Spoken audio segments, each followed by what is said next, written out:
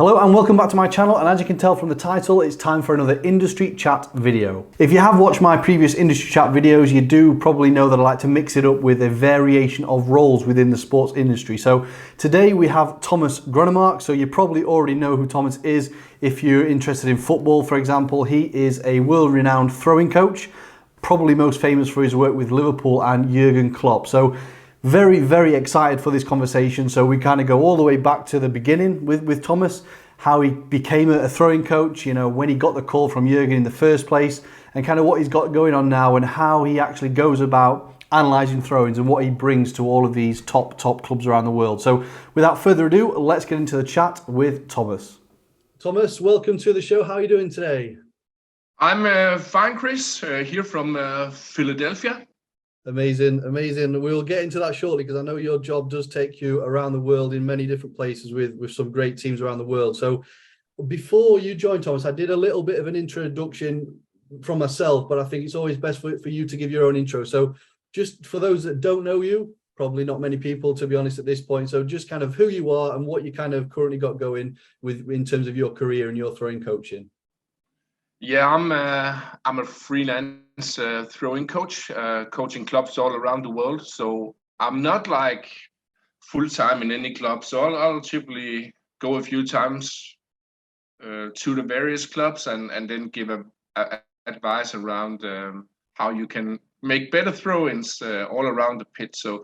So that's my job, and yeah, Perfect. I like it. Perfect. And so just to kind of, we'll start just to kind of list some of the teams that you kind of work with and worked with. So obviously everyone probably knows you as the Liverpool throwing coach, but you've also got some other amazing teams. So I've got a list here. I may miss some out, Thomas, that you want to add. So obviously Ajax, Leipzig, you're in Philadelphia, you said at the moment, with the Union, Atlanta. Any others you want to shout out there, Thomas, that I've not read out? Yeah, I've been coaching like 8, 10, 12 professional teams per season in the last like 4 or 5 seasons. So a lot there. But let me just say, Philadelphia Union, I'm coaching currently. So it's pretty cool. The Mexican National Federation national team, Pachuca in Mexico.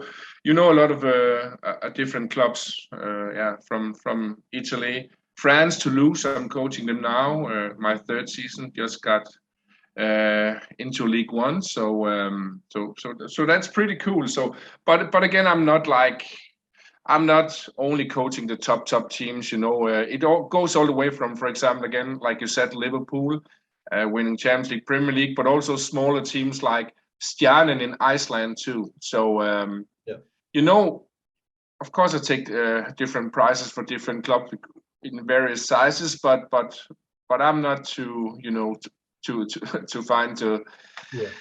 take the small ones too. So yeah, I think I've read, and maybe in an interview you've done before, you kind of, obviously we'll talk about the different packages that you have in terms of the visits to the clubs and the season-long deals, and also the value and how, you know, if you can kind of help Liverpool, for example, gain a few extra points, that's going to be worth, you know, potentially millions to them in terms of how that will differ when you're working with a small Icelandic club, and you kind of price that accordingly. So we will very much delve into all of the throwing. So I just want to, like I do with most of my guests, Thomas, is just kind of flick it back a little bit, just to, because I obviously did my research on you before you joined, just to kind of see, you know, how you got into the throwing coaching. And there was a few things on there that I didn't know about you in terms of, you obviously you were a youth player back in the day, weren't you, Thomas? You did play football.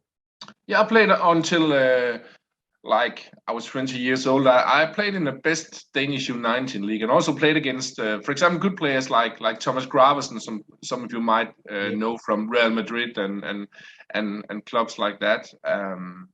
But yeah, I wasn't good enough to be a professional footballer. I was really fast, and then I had a really long throw into. So I, in the mid-90s, I changed to athletics, and I came on the national team as a sprinter already the first year I was training. So guess I had quite of a talent, and I was in the athletics world for approximately 6 seasons or 6 years. I was on the national team all 6 years, and also became Danish champion several times, winning the European 4x400 meter relay for club teams in 2000 in Paris together with my team Aarhus 1900. So quite successful years, and I I learned a lot about,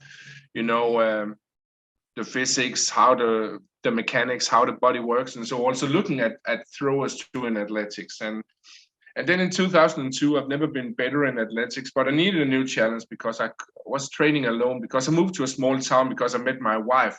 So I changed sport, and in 2002 I came on the Danish national bobsleigh team, and I was 4 years on the bobsleigh team, and we traveled all around the world, whole Europe, Canada, the States. So it was quite good. So, and it was in the middle of that bobsleigh period when I got the idea to be a throwing coach in 2004. So I have a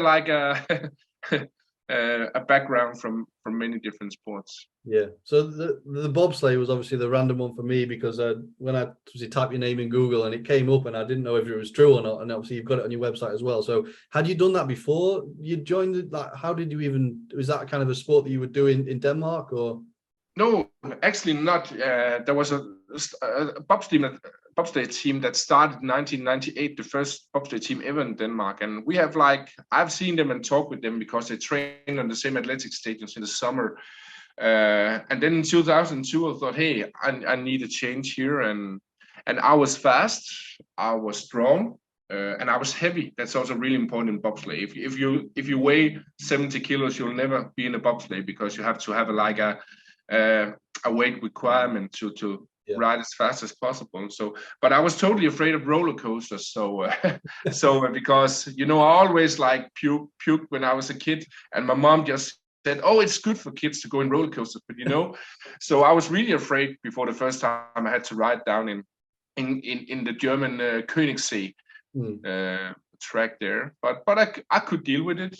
I didn't get sick, and it was 100 more times wilder than a roller coaster. So I came on that national bobsleigh team, and it learned me a lot, especially about video analysis, because we did several thousands video analysis of the start. So I was being really good at looking into details. We were also really innovative, and so one day in January 2004, we played an indoor football match against the Germans, because we had a cooperation with the German Bobsleigh Federation. So we were training with the Germans every day. So and then we had our team had a throw in that 40-meter pitch there, and in our end, and then I threw it all the way up in the other end, and the other ones were really impressed, and I said, oh, I always been able to do long throw-ins. And then I got the idea, hey, if I can make a long throw-in, can't I teach other players to do it?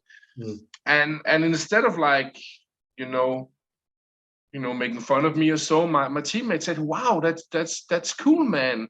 Is there a throwing coach out there? I said, I don't know, I just got the idea. So I went down to my local library in my hometown in Denmark to find that book about throw-ins. But there were no books at all, and I searched the internet and nothing there. So I used approximately 6 months to do my own long throwing course. It was only the long throw-ins in the start. And then in October 2004, I had a long throwing course. But I've only analyzed myself and experimented.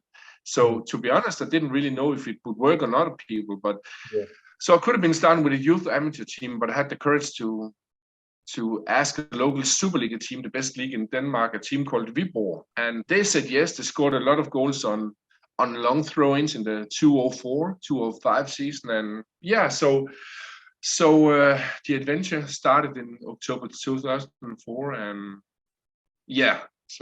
no, great story. So, and you mentioned it right from the start, then it was, because it's not just long throw-ins now. You've got your kind of, it's the long, fast, and the clever throw. And you've got, it's not just about the long throw, just to clarify that. But you're saying kind of at the start, that was what got you started almost, because you were good at it and you were able to kind of pass that knowledge on, I suppose. So in terms of that first club then, Thomas, I mean, were you, because you've said yourself, there wasn't really any throwing coaches, and when I didn't play at a high level, but when I played, we were never coached throwing. So were you taken seriously at the start by the club? Was there any, did you ever get, who's this guy? What's he, throwing coach? What's a throwing coach? You know what I mean? In terms of, it's not really the standard, or it probably wasn't back then. Did you ever come up against anything like that? No, not in the club itself. First of all, the head coach there, Ove Christensen, he was very innovative. Did a lot of other, you know, innovative or crazy things with his teams. You know, Yeah, so that was no. He hired me, like, so. Of course, from the coaching staff, it was yes, we can do it.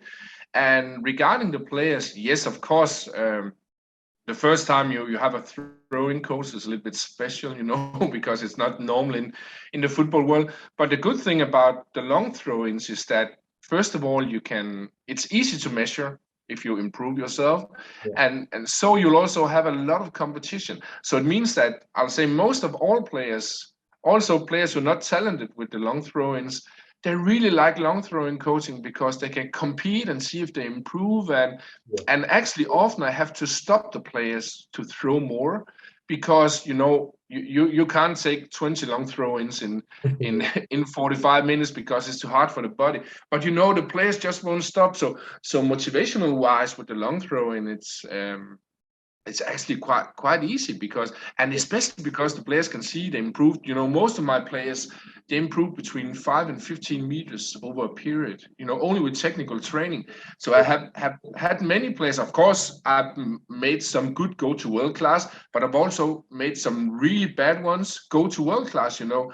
yeah, And if you experience you're bad, and then suddenly, like after 3 sessions, you're like, you have a weapon that no one else have, you know, it's yeah. very motivating. So regarding the long throw-ins, I've never like really seen a motivational issue there. So I Yeah. think the players like it.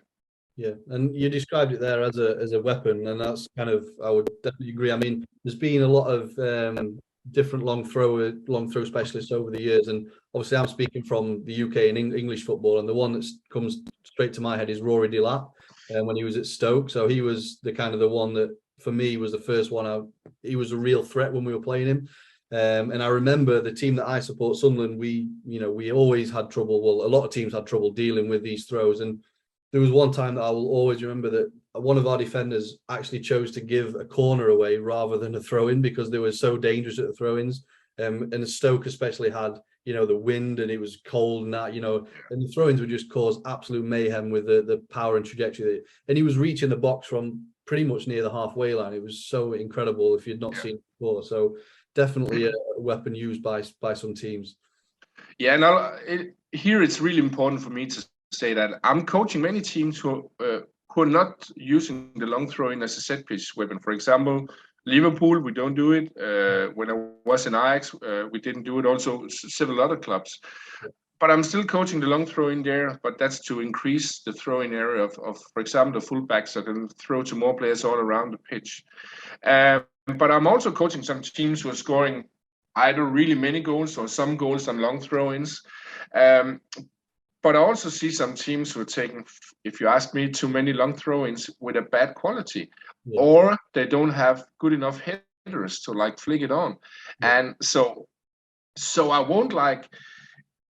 I think you have to measure if your long throw-ins are effective, not only in goals but also, corners after that or chances or so, because you're sometimes fascinated by that player who can really throw long and then wow, but it don't if you don't doesn't give you any chances. For me, it's much better to work with space creation around the penalty area and then get play in or cross or something else. yeah, So on one hand, the long throwing can be a fantastic weapon, but it can also be like, how can you say, over glorified, yeah. so it's always a balance there. Yeah, definitely.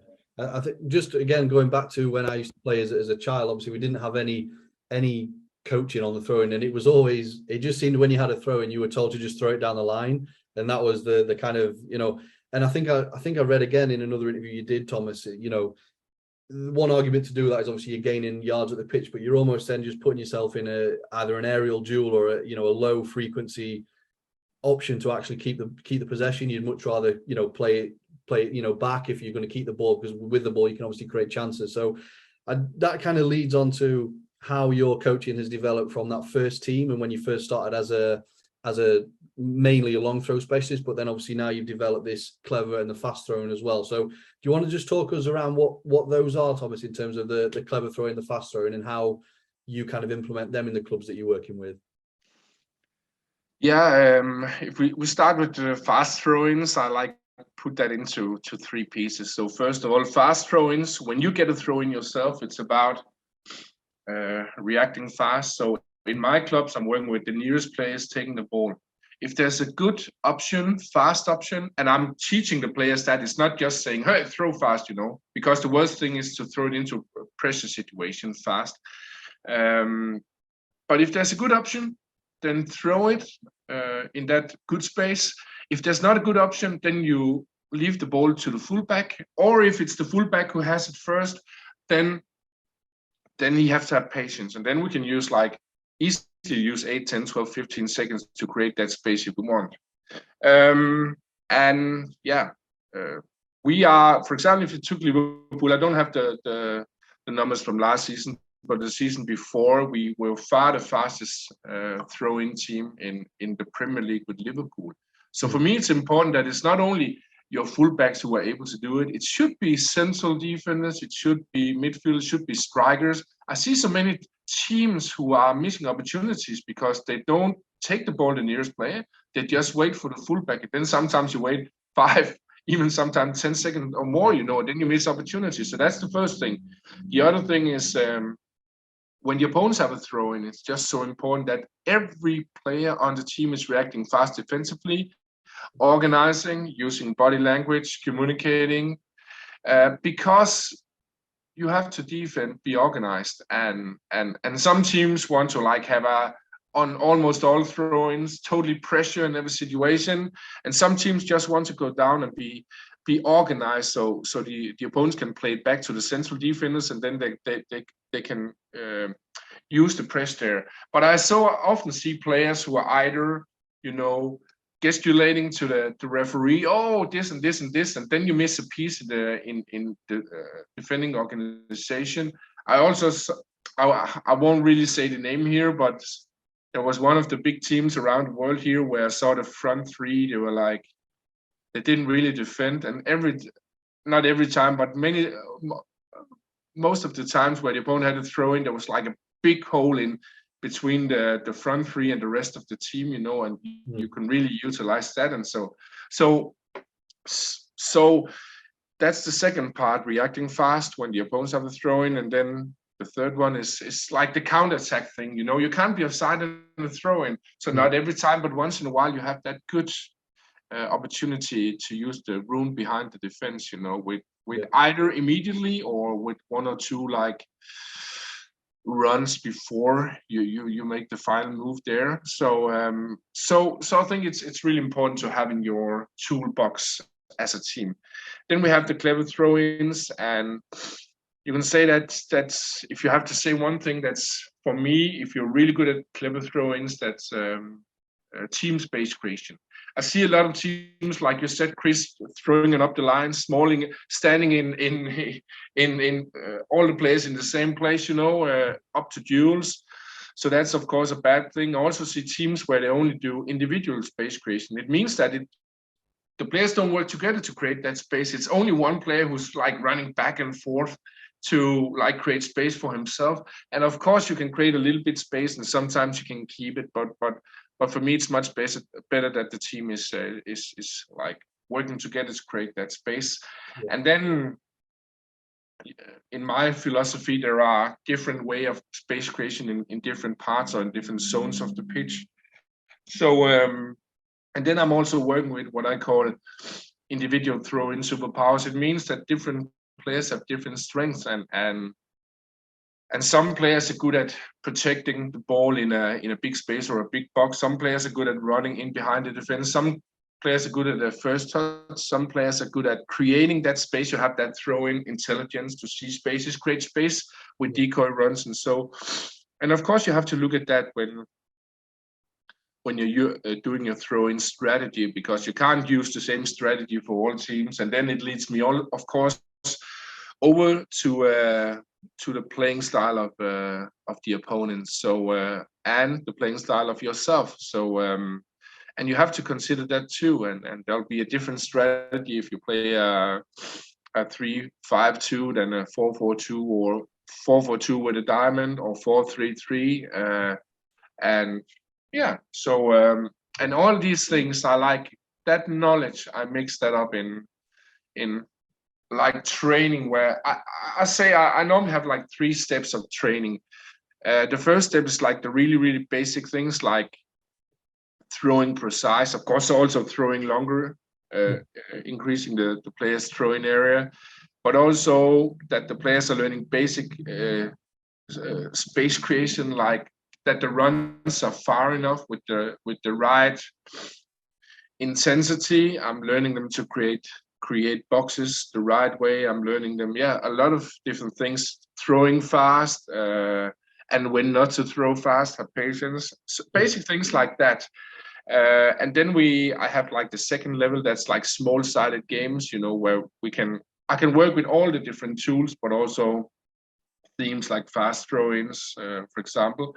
And then the third level is like more like match-like situations. It could be in the different zones. It could be like 10 versus 10 in the middle zone. It could be 11 versus 10 at the opponent's penalty area. But it could also be smaller games, like if you want to work against the 4-man zone at the opponent's penalty area, like 4 versus 2 inside with a thrower, or add on with players a little bit.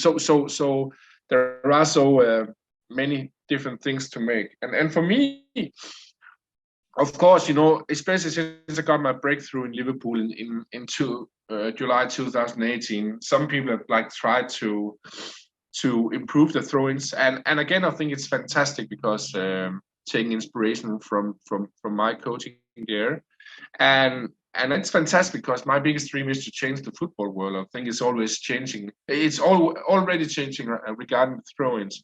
Yeah. But I think one of the biggest mistakes people are making is that they go directly to the third level. So, okay, let me again take Liverpool. We see Liverpool. How did they score that goal and keep that possession? And now we try to we do the same.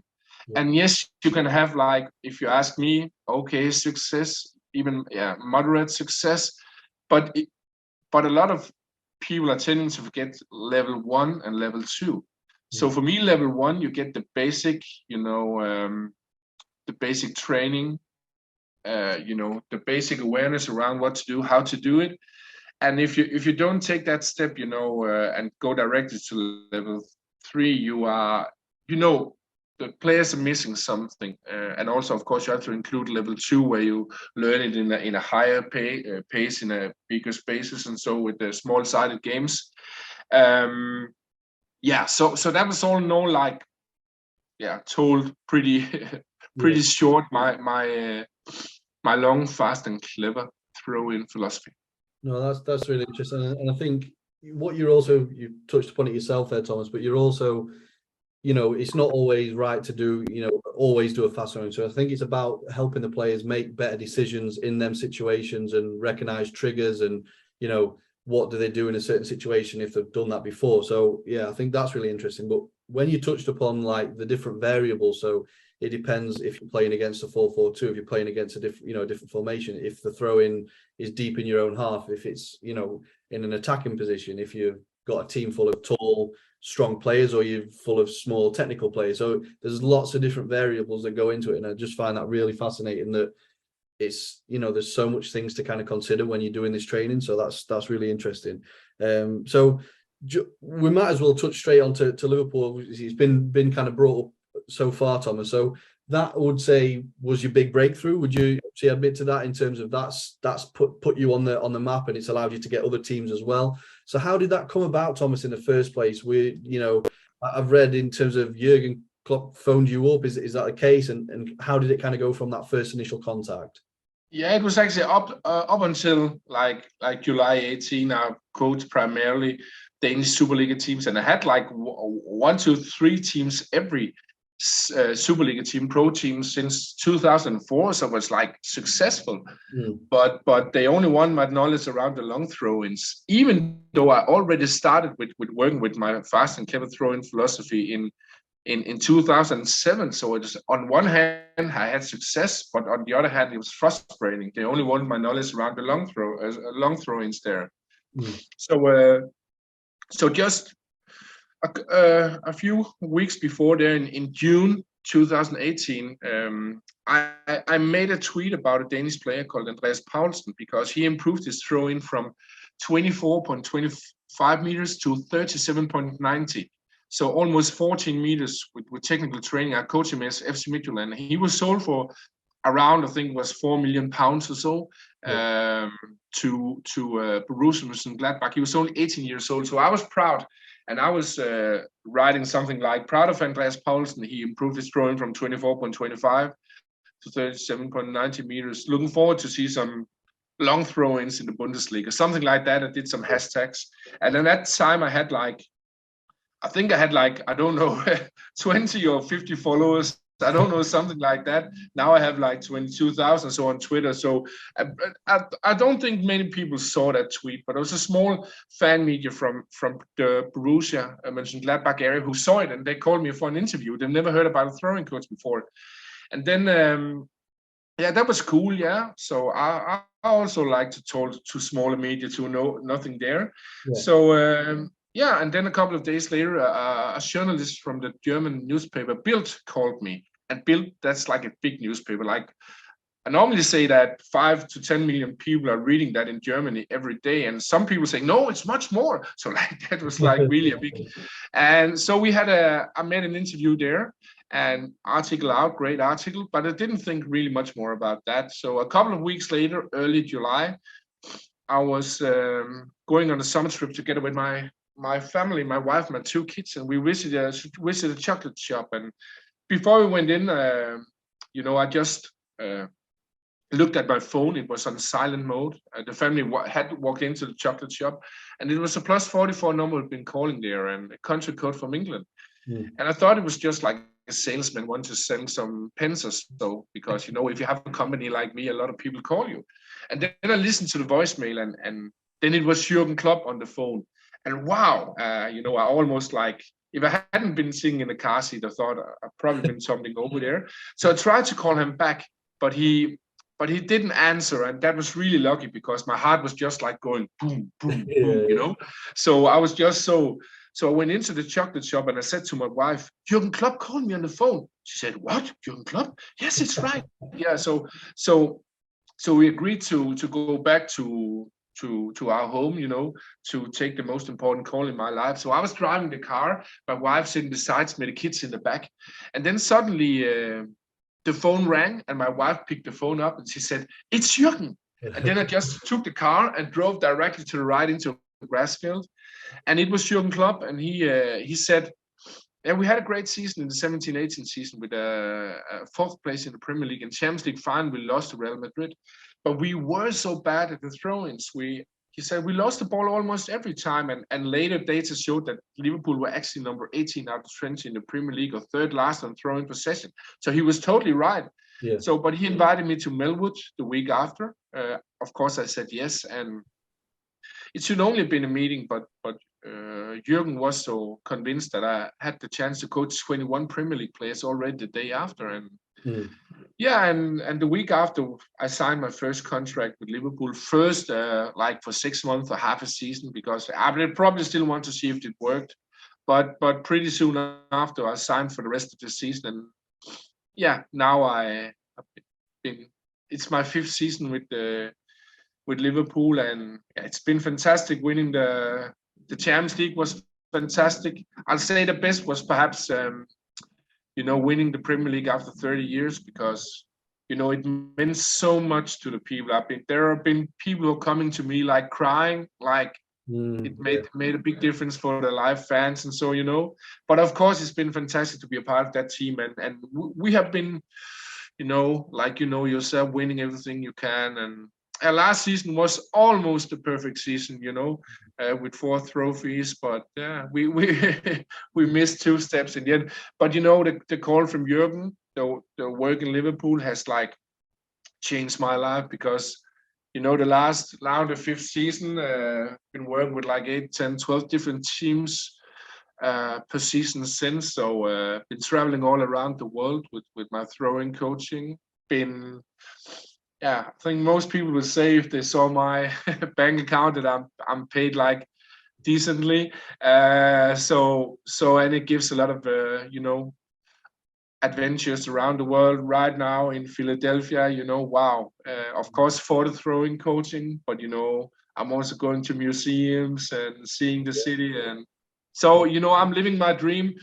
And like I said already, the first year, after the first season, we never know how long is this, going. Is that just for one season, or is it the next 20 years? And I'm just taking one season at the time, and I've never been more busy than I am right now, So I'm just living my dream here. So it couldn't be better. Amazing. I think from you said back in when you put that tweet out about the transfer, I think it may be that was obviously that's the one that triggered the first journalist and then the big one, and that's how you kind of got found. So I think it's the power of social media, indirectly or not, but just obviously it's not as though it's an overnight success. You said yourself you were working in Denmark, for many years doing this, and you said you're a little bit frustrated, but working hard continuously, and the break came in Liverpool. So it's amazing. So I mean, what is Klopp like to kind of on a personal level? I mean, obviously for him to kind of say, we've had a great season, but we want to improve. We know he admitted that they needed to improve in that area. It just kind of, that's probably what I would expect from him, to be honest. But just what's he like day to day? Very, very passionate. Obviously that comes across all the time in his interviews. But yeah, just curious to see what he's like to work with Thomas, really. Yeah, I think of course he's like you'll expect from the interviews, the media appearances, like of course ambitious, of course want to win as much as possible. Of course you can also see he's a funny man, a man with humor too, Yeah.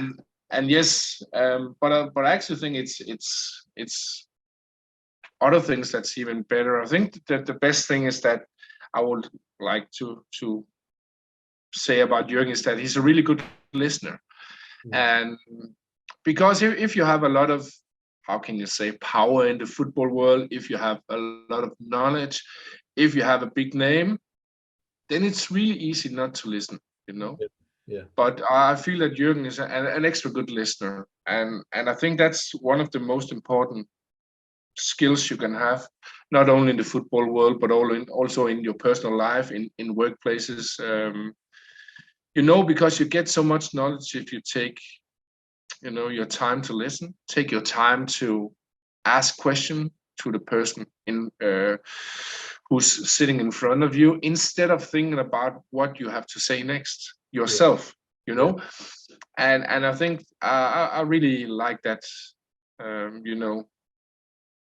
skill or about Jurgen there. So I think he's a really good listener, and then it's just really easy to to talk with. So I think that's also that's also great. So every time I'm in Liverpool, of course I love to work with him, but also the other staff. And you can say I've been working really much with, how can you say, work joy, work environment, work culture, because I'm also a like inspirational, motivational speaker.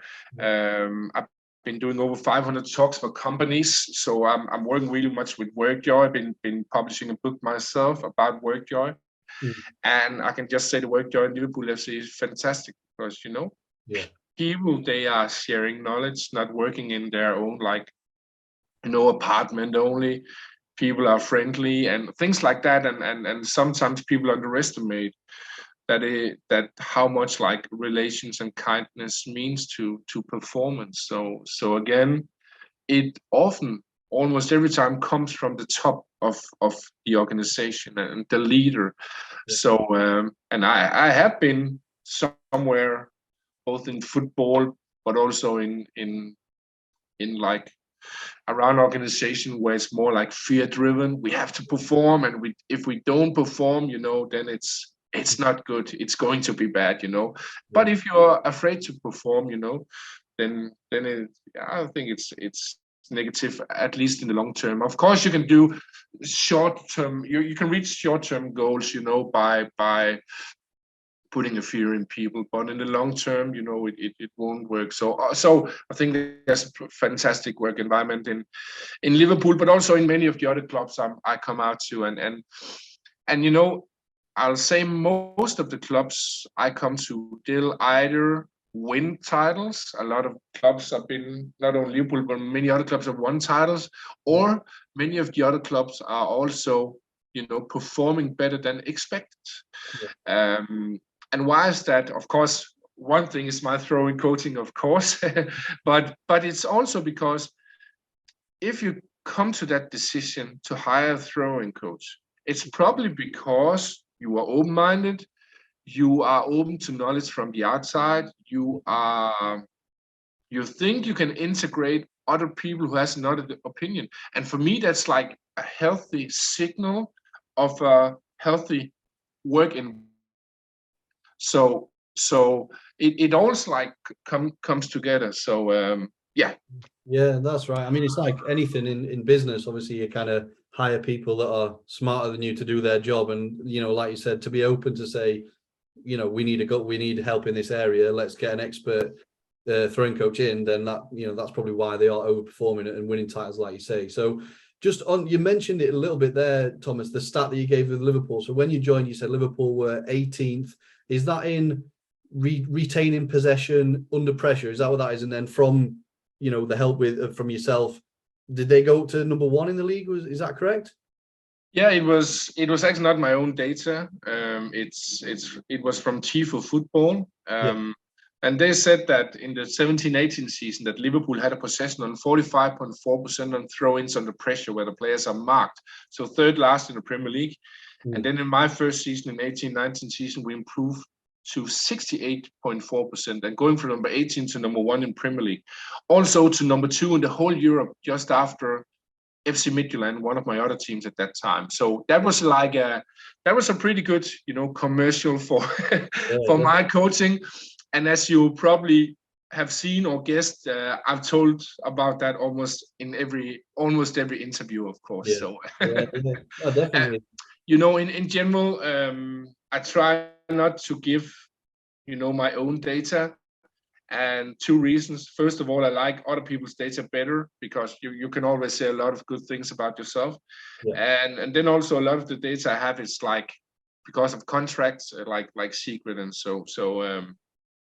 And I'll also say again, like you work with analysis. Of course, there's not an analyst who's saying they are good, really good, and another saying they're really bad. But you there are for me like a margin of like plus minus perhaps 10% or so with different kind of analysis, different kind of data, different kind of approach.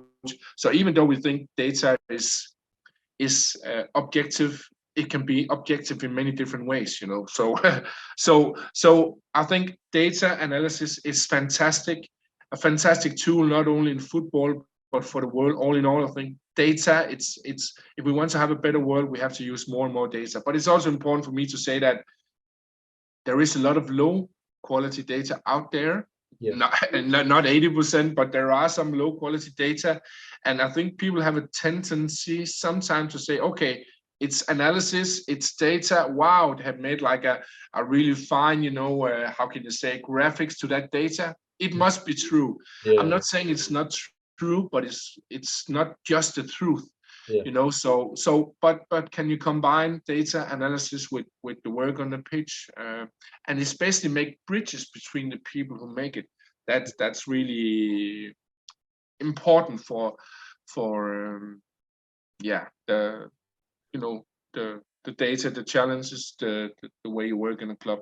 Yeah, definitely. And then so let's just take Liverpool for example. You're obviously on a season contract with them. Is it your 5th season with them? Yeah, 5th season. Yeah. 5th season. So how would that work? Would you do so many visits over the course of the season, and then when you in between your visits, are you basically watching and doing the analysis on all of their throw-ins and all throughout all of their other games? Is that what you do?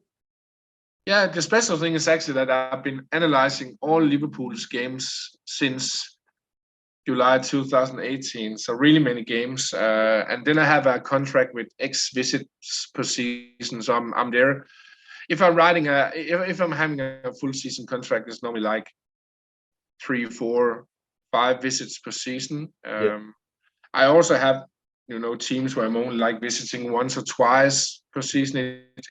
It's depending on what contract I have. I also have teams where I'm only like, how can you say, analyzing 1 or 2 games before a visit, and that's it.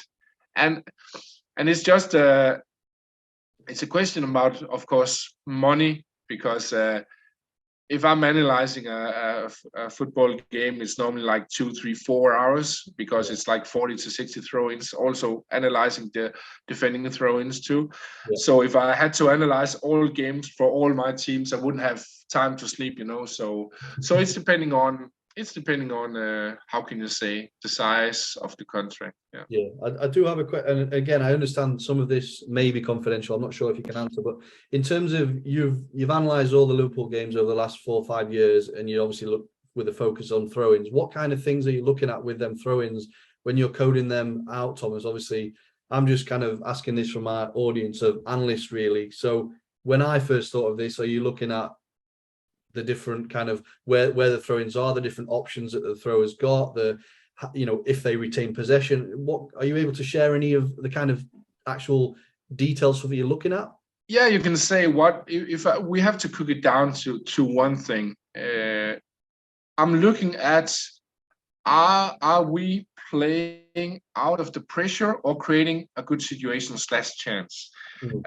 Then I count it as a possession. And if we do the opposite, then it's not a possession, it's a lost possession. And the same with the opponents when they have that throw in. And why do I do that? It's because I think that, and now I go back to what I think it's bad data, bad analysis, or at least not so good. Is that I see some analysis where they measure on, do you hit your throw, your teammate with a throw, and then they have accuracy, and yes, of course, there's a bigger chance of keeping possession if you throw to a teammate in the first throw, of course. But for me, it's not relevant. Yes, of course, you have to work with that and training, but if you throw directly to a teammate in a pressure zone, it was a bad decision. If you throw directly to a teammate in the chest with a rocket ball, then it's a success in that data, but it's really bad. That's one thing. Another thing is that, and I can understand why analysis and data people do that, because you have to measure somewhere, to measure objectively. But I don't count like X passes. Like, I don't say like, do we have the ball after 5 passes, or do we have the ball after 5 seconds? Because you can play 9 passes and you're still totally under pressure.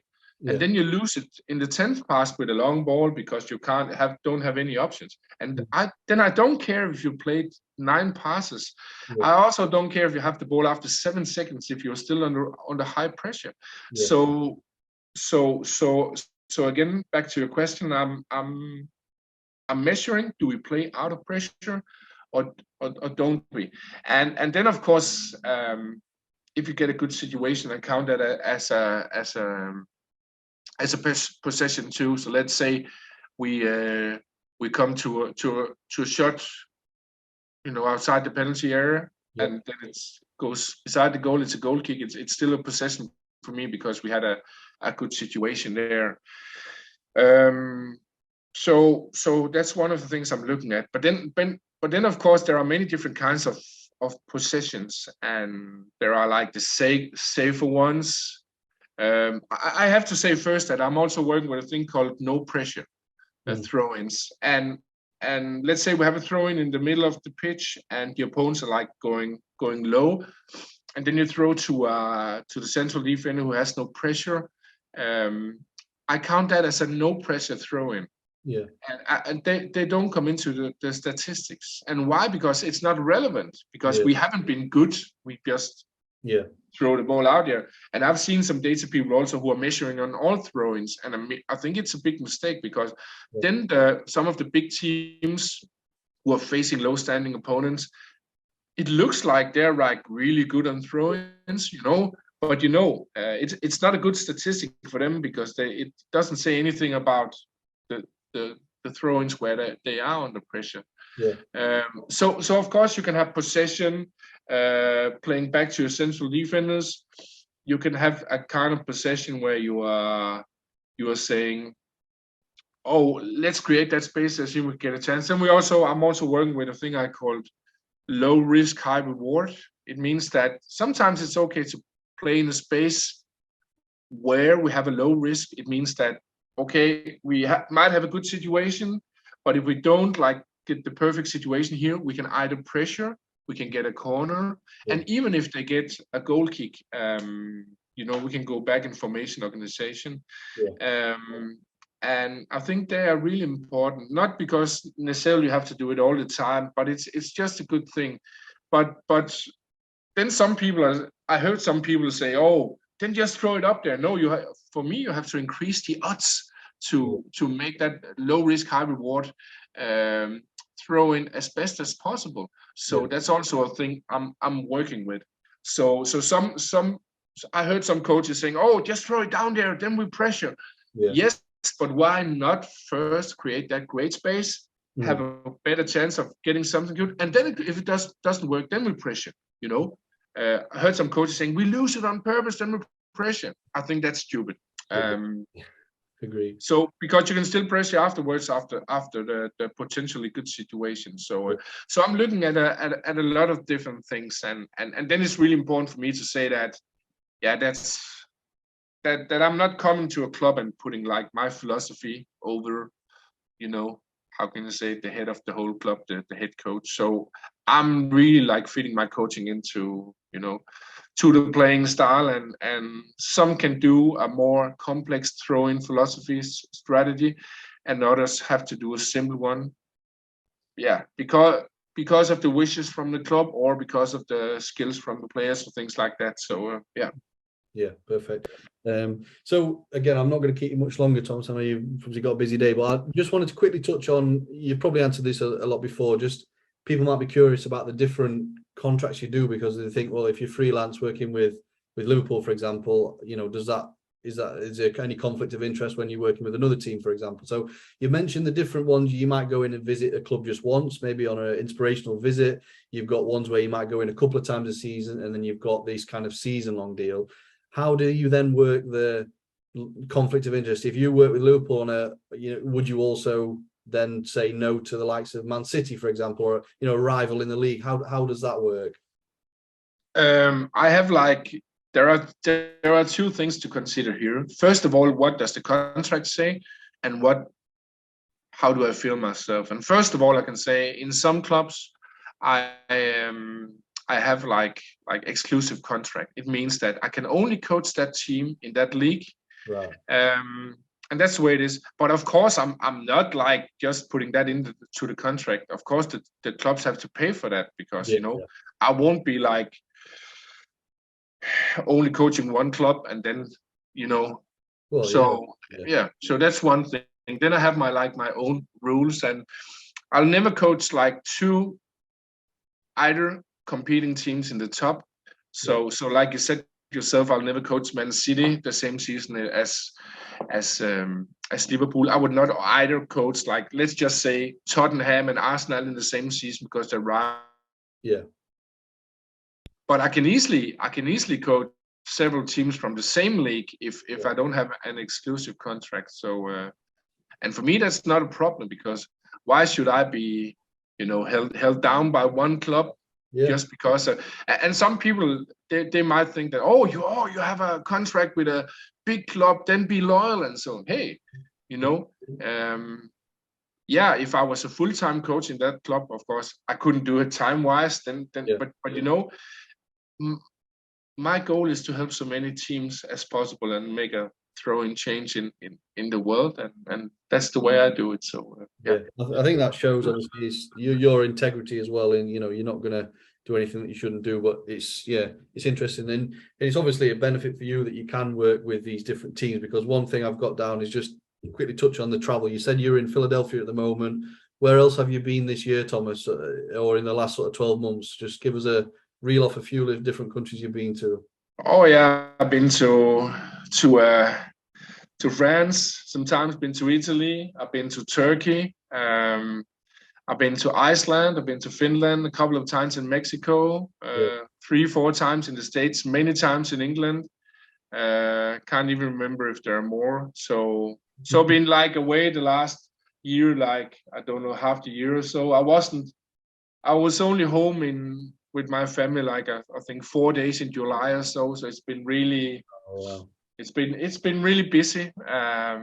But you know, that's just the way my job is that you know, if the club calls, then I'm coming to help, and I have support from my family. Yeah. So that's the most important thing for me. If I didn't have that, I wouldn't be a throwing coach, you know. Yeah. So yeah.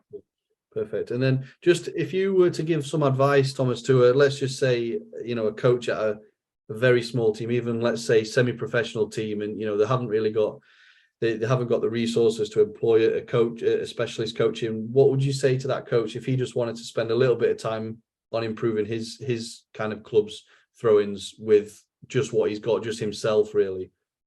Yeah, I'll say that start to work with a few principles. Not try to make a gigantic throw-in philosophy. The most important thing is that the players are understanding the few principles you try to integrate. Try to do some team space creation. It doesn't have to be 7 or 8 players who are moving, but can you like make a great relations between, for example, a triangle of players in the midfield, connected with the you know, with the strikers or so, and start with that. That's really good. Have a couple of options there, and then you can always, you know, build on to that from time to time. Again, I'll say that you said that they can't afford my, you know, my help here. So that's also the reason why I'm been doing that for a long time now, but working on a book, working on online courses. I don't know when I will publish too, but when I do that, every coach in the world can afford my knowledge. And I think that's perhaps the most frustrating thing with my work now is that I'm daily getting like requests around the knowledge. So with the throw-ins, so it's really hard for me not being able to deliver that book or that online course yet because I've been so busy with my coaching. But I've been doing like making some my 4 best basic throw-in drills you can use from U10 to pros on my homepage, thomasgronnemark.com. You can find them there. And there are already now over 7,000 coaches from all around the world, 160 countries who have like picked them up. So I'm getting a lot of good feedback from that. So I think, of course, I'm living my life now. It's a dream for me. But the day when I publish and release that, where every coach and club in the world can afford my knowledge, then that'll be a big day for me because that's my biggest dream, to change football, and it's much easier for me to work with professional clubs if you're learning throwing, you know, things from an early age or youth department. So yeah. Yeah, definitely. And then I will link your website down below in the description of this video when it does go out, Thomas. And you said that you're obviously working on the course of the book, so excited to see them when you eventually get time to finish them, really. In terms of, you know, do you have any sort of, I do kind of ask this to all the guests, really, do you have any recommendations of any podcasts or other books, not necessarily to do with thrones, because there's probably not many of them about, to be honest, as you've said yourself, but any sort of content that you like to take in, whether it be coaching or self-development or anything like that? I'll say that I haven't been taking even 1 minute of football education, so I'm really uneducated. So in many things in football, I don't know anything about that. Of course, I've learned a lot myself, you know, the many last years. And I mean, I'm actually more taking like inspiration from life in general. Yeah. So when I'm visiting museums, I'm looking after, if I'm seeing a painting there, I'm seeing some running patterns. If I'm sitting outside on a bench, I suddenly see a flock of birds who are scanning and seeing for where's the big predator bird or something like that. I've been working with reading about the Roman army, how they like integrated the Boers when they were in war. So like how they structured the army there and try to take some of these things into to my throwing coaching. So I'll say that then instead of like recommending podcasts and books and things like that, I'll recommend people to go out in life and talk with people, especially people who doesn't seem to be clever, but because yes, you have to take knowledge from the best, the most clever ones, and see that.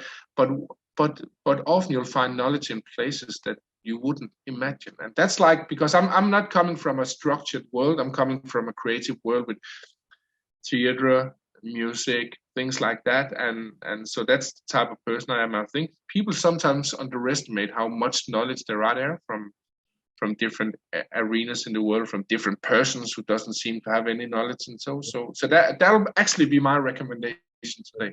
No, very interesting. Yeah, everyone's got their own experiences, and everyone's got something to learn from somebody, definitely. So we're touching the hour mark here, Thomas, so I am cautious of time, so we'll kind of wrap it up. Is there anything that else you want to kind of give a shout out to, mention? I mean, do you have a estimated date when your book will be out, Thomas? Do you know, this year, next year, or is it kind of just, obviously your workload is quite heavy at the moment? Do you? Yeah, there's one thing. First of all, the workload is heavy, but I'm also working on a book about innovation, because that's also really wanted from around the world, not only from the football world, but also in business in general. A lot of inquiries from there, so it might come first there. But I can't. It's really. The funny thing is that I think every time I go to on a trip like this, for example, Philadelphia, now I'm writing a lot, things like that. Yes, I'm writing on ideas, I'm writing, but